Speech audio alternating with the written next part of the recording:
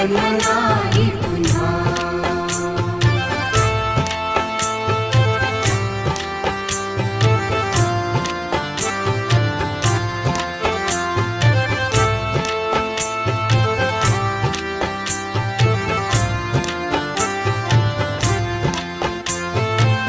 हा जन्म आहे सद्गुरु कृपेचा, हा जन्म आहे सद्गुरु कृपेचा, हा जन्म आहे सद्गुरु कृपेचा। हरि ओम स्वामी समर्थ म्हणा,